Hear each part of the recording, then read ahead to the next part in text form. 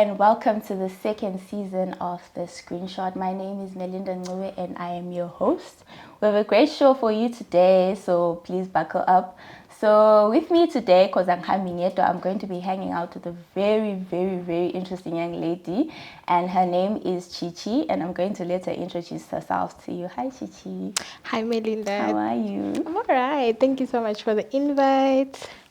Thank you for honoring it. So introductions. Okay, hi guys. My name is Chichie The Poetic Queen. I am an artist, and I like to call myself a youth advocate. I work closely with young people. So I'm part of the Young People's Network on Sexual Reproductive Health, HIV and AIDS, which is under National AIDS Council. And then I'm also part of the Youth Advisory Board for Pangaea Zimbabwe AIDS Trust, and I also work with Amplifying Girls' Voices through Digital Arts. So these are all programs for young people, by young people. That is such an interesting CV. That's such an interesting CV. So me and Chichie today, we want to talk about a couple of things. Sfungo Kulumange, Blesser culture, also known as transactional relationships. We also want to touch a bit on sexual consent, because Mzilu Chichie talks a lot about working with young people and stuff. So I thought you'd be the right person to join me today's Kulumange. So, are you ready? Always ready. Okay. So, first and foremost, and we said we're going to talk about Blesser culture. And so, maybe if we can start by Uguti, what's your understanding of Blesser? I know Uguti is now like a common term, Blesser. But what do you understand by Blesser culture?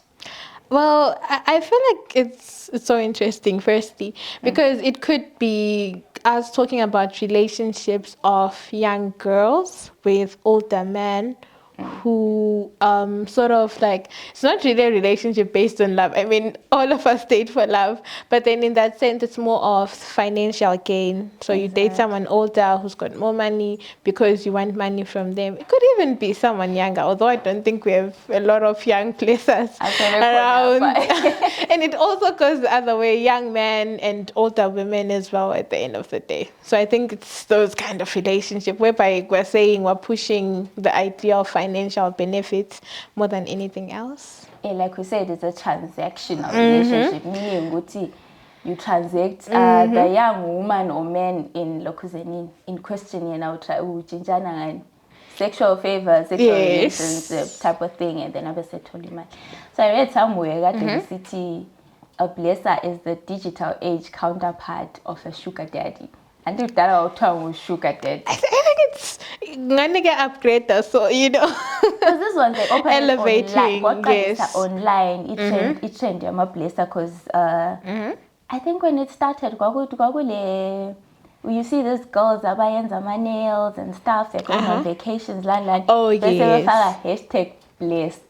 Yeah, well, that's where it started. And people were like, who's blessing you? And then they're like, oh, okay, bless us, blessings, and all of that. Speaking of that, like online things, like you're pretty young, you're turning 21 this year. So, Usabu age, Liana, I think, okay, maybe I'm not sure, but Lapa, you just finished school, you're still in school. Yeah, you are prone to have maybe older men approach you, right? So how does that thing work? Like, do they offer you amalokuzenin konapa? What do they do? Okay, so should I say fortunately? Yeah, fortunately. I do blog at school, so I can't say I'm really exposed to all of those things, but I've got a lot of friends. We have a lot of stories. So for example, in at UZ, right, I've got friends who learn there, and for some reason, we are part ones, the first years. Blessers will be packed outside the school. Like literally, that's what they do. So it's something. It's within range. I know. We'll see. There are times when Blessers pack they look for the girls. The girls won't go. And then of course we have instances whereby we have people. I think they call them informants or whatever. Something within the school. Umuntu looks for people. Maybe looks for pretty girls. Could be a guy, it could be a girl who looks for pretty girls within campus and says, oh, you know, I've got this. Introduce and then so I think that's pretty much how it works. Why not being a pimp? No, that's what they do. And I think in some instances, we actually have girls who do look for blessers. You know, at some point, among abantu maybe but then there are people who actually say, okay, you know what, I don't have money, so I think I wouldn't mind to actually do a place. I'm like, oh, okay. So that's what it is. But do you think the success rate of these so-called places is high when they go to universities and stuff? Do they get sibila mankazana ankon? Are girls also drawn into that type of wanting a lifestyle yelokuzenin? I think you know, the social media Instagram lifestyle of luxury items. I feel like now it depends on you.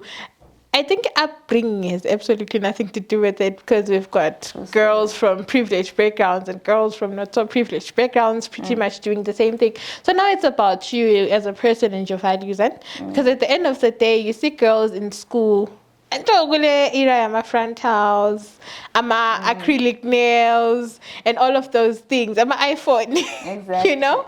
So now you come from a family whereby they can afford to pay your rent, your fees, and everything. But then I'm a front. I mean, franchise is what, $300, $200, right? So at some point, because everyone on campus has all of those things, you're like, okay, maybe I should.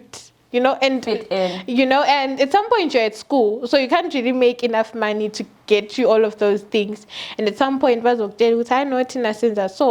and if you're a person who's easily swayed, you probably fall into it.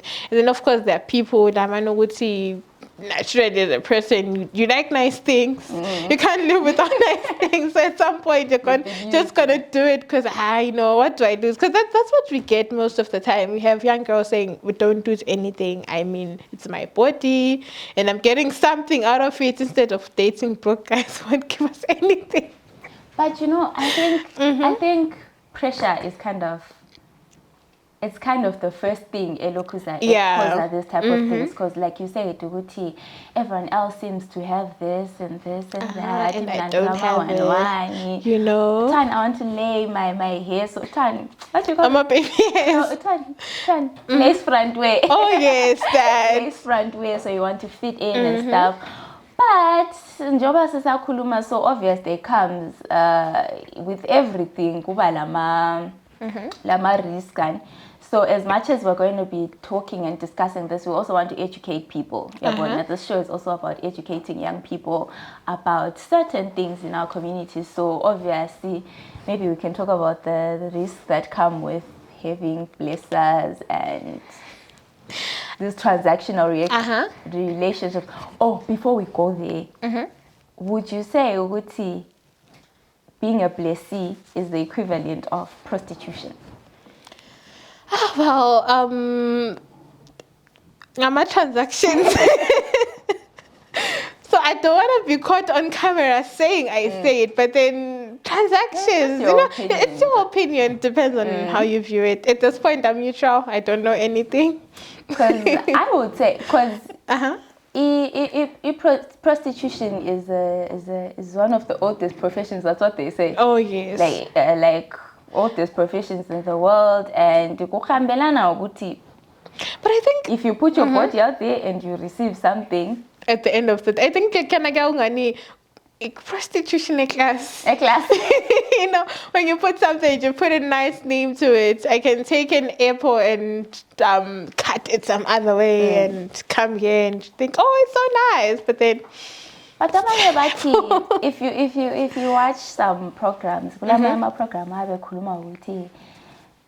yes, I get some, like from Blessy's point of view, we're actually in a relationship. Yes, he's older and he does everything for me, but it's a good relationship, you know. But asas, like you said, we're not here to judge. Anyway. So anyway, versus kulumanye lokuzenini ngama-risks that come with it. Obviously, I'll start ilokuzenini. Risk of contracting STIs. Oh yes. Yeah, definitely there's that. fish, you know how STI can change your life. So there's definitely that. What else is there? I think on the issues also, you notice always most girls are afraid of falling pregnant other than contracting STIs. So at some point you have someone who can take PrEP, get contraceptives, at the end of the day don't care about STIs. And also I feel like it's hard to negotiate for safe sex if you're with an older partner who's probably got the upper hand in the relationship at the end of the day. So even if you're saying, okay, let's condomize and be safe, no, when I do this and this for you, I want this, and at some point you have a choice to say you owe me at some point, so you don't really have a choice to say I don't want this. And also there are instances whereby, okay, no, not that whole thing, teen. But then we have instances whereby someone can be HIV positive. I've heard of cases whereby places can actually buy HIV tests are negative to prove to their girlfriends that they are not when they are. You see, at the end of the day, sort of all those diseases and stuff. Plus, also, I feel like at some point also, what can we call it? Your social standing, well, so depend on so if you're a person who doesn't care, I mean, it won't affect you all that much. But then if you care about your reputation and how people view you and how your name is supposed to be in future. So yeah, I think those are pretty much some of the things. I like the point where when someone has the upper hand, decisions in the relationship, and it can be easy for them to say, I don't want to use a condom. Because when essentially you bring nothing but sex to the relationship. So and ukubuyela back to ukukadumchova and stuff like that. So usukuma higher rankings, people view you as the girl who's always having the latest iPhone, and then karesi suthathelwe iphone. But I think at the end of the day, if all you have to show for a relationship is an iPhone, vacations, trips, in the expense of your body, your morality, your self-worth, I don't think that's a relationship to stay. I have to say. At the end of the day. Yeah. But on the flip side, you know, it's not everyone who's clout chasing for these things for luxury items and stuff, or going out drinking champagne. I think it's a lifeline for them. So it's not essentially everyone that's doing this because they want clouds. I think there are even instances where someone they get pushed by circumstances. I mean, I'm at home, my siblings, my parents are not working. There's no one to take me to university. So if getting a blesser is the only way out, then well. Yeah, it's unfortunate, but I feel like we also have to mention them, Lava, and it's sad. You can be unemployed, uneducated, and because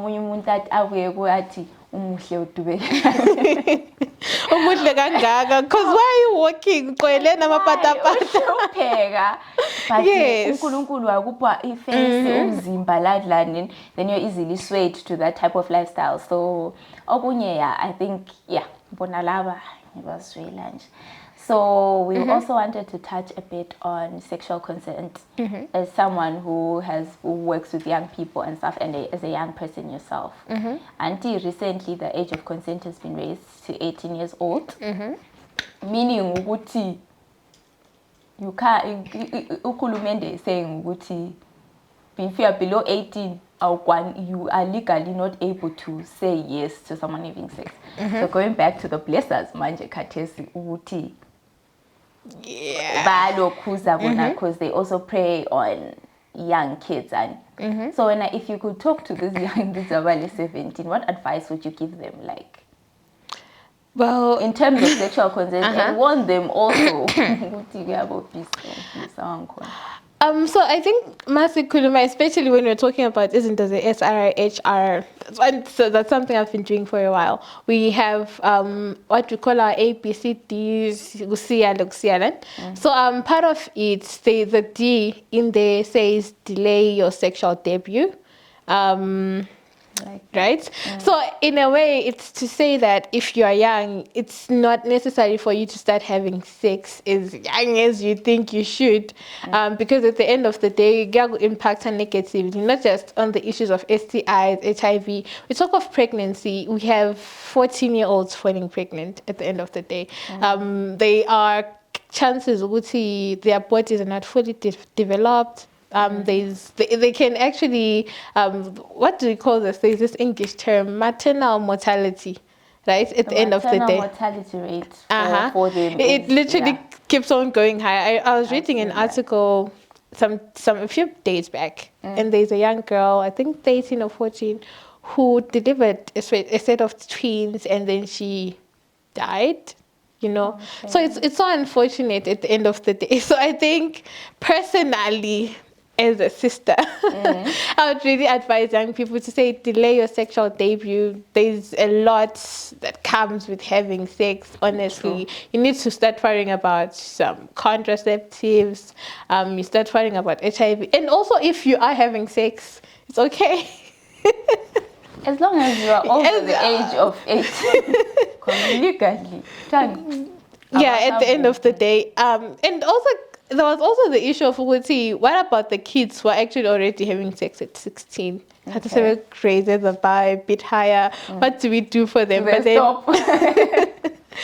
I think another thing is, if you've never had sex or if you've had it once, just stop. But then if you're having sex, just try to look for ways to protect yourself from HIV, from STIs, from pregnancy. It's unfortunate ukuthi into zakhona ziningi. So means protect her foot. It means there's a lot that comes with it. Drinking pills, condoms, etc., etc. So it now depends on you, and ukuthi what do you want for yourself at the end of the day. I don't think they're going to stop though. Personally, I don't think so too. I doubt they're going to stop, but as long as I guess as long as it's not someone who's like way older than them or guys always statutory rape. Because I think at the end of the day, we always talk about how parents don't like having conversations about SRHR issues with their kids. So at the end of the day, even if umntwana gets raped or starts having sex, they don't have anyone to tell other than their friends, and their friends are their age, and their friends probably don't have that much of good advice at the end of the day. So I think it's also important for the parents to have those conversations. If they can't, I know it's probably weird. You can just look for someone, maybe a close friend, whatever. But some data just to have those kind of conversations at the end of the day. We'll see if you are engaging, just make sure that you protect and you help yourself affected by all these things that come with it. Maybe also introduce sex education in schools. Like kungabi into emangalisayo, because kids these days are exposed to a lot on the internet. Like there is a lot. And when you're younger, it can be a bit confusing if someone doesn't explain it to you. This and that, because sungaku twister kube into engayisiyo. So maybe also monitoring what your children watch and just being involved in izinto ezingaba harmful, But other than that, I think we're good. We are. I think we're good. But I'm actually also interested in you, Chichie. When did you start all this work with young people? So I started off I think, how old was I? I was in Form 5, 17, working with Young People's Network.